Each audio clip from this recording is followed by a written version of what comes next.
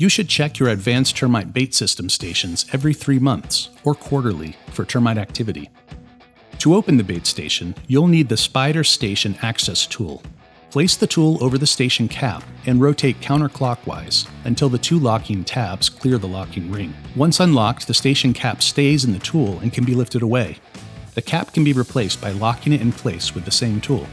Make sure you wear gloves when handling the cartridges or station to minimize skin contact.